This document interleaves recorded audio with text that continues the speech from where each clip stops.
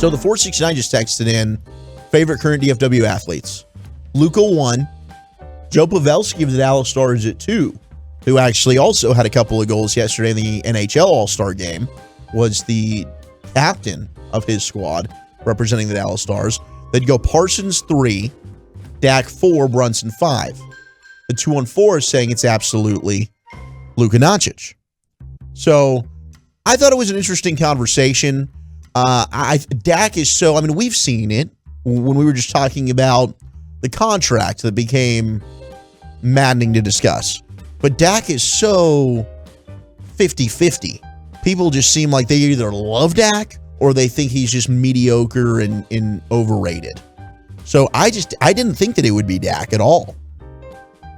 Yeah, I tend to, I agree. It's all this stuff is so what have you done for me lately? Because if we would have done this same topic 2 weeks ago, 3 weeks ago, I bet Luka would be not number one on as many lists as he is right now. Because the obvious answer should be and is, I think for most people, Luka.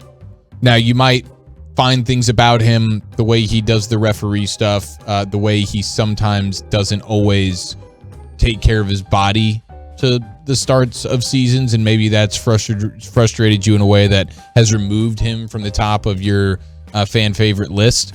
But it really has to be Luka, and I think if you would have done this segment in week 5 of the NFL season, a lot of people would have had Dak on there.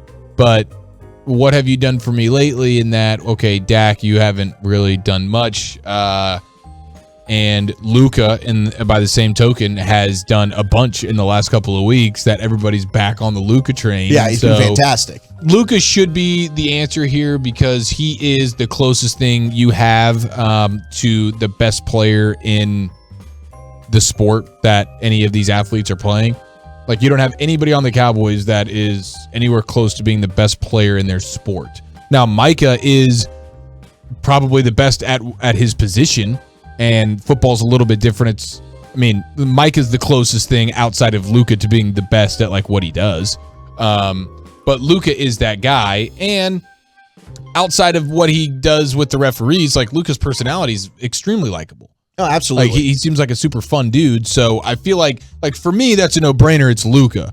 But, and this is a credit to him, Micah Parsons is 100% second, because it's not just how, and it mostly is, I should say, how dominant he is on the football field, because that's everything. Right. Like, you have to be good or else you're not even in the conversation. Well, you have to be good. And no one's talking about Zeke anymore. Right. Like, at one point, maybe Zeke was in this conversation. Yeah. 2016, sure. 17. But not anymore. Yeah, not anymore. So Micah's right there neck and neck with Luka, but Luka's definitely number one. Parsons is going to be number 2. But Parsons' personality is really great as well. Like, he just seems like a guy that, like, of course he seems like a guy you'd want to be around. He absolutely does. Like, he's the guy who, as a rookie on Hard Knocks, is having like the entire defense or whatever, or just a bunch of dudes from the team over to his house where it seems like his mom lives as well.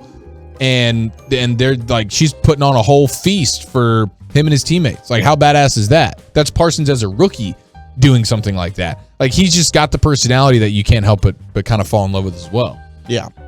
And we got a lot of audio from Micah that we'll play here in just a moment, because he was on with the Ringer and several other outlets talking about the Pro Bowl and several things. So we'll dip into some of that this segment in just a minute or two. But we do have a lot of love coming in for Boban.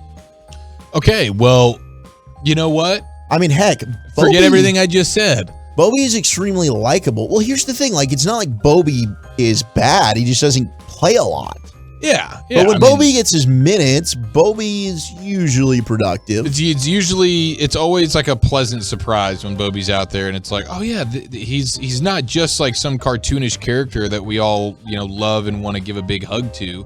It's he's also, yeah, he is a good player. I mean, he's in the NBA for a reason. My favorite was, and I don't even know if they showed it during the broadcast the other night when the goal rim situation was weird at the AAC on Friday night, but somebody who I know was at the game was saying that it was Boban who was going out there to try and fix it because he's the biggest one. Like, he was the one that was out there messing with it, trying to get it. Like, he's just so great. We have Errol Spence Jr.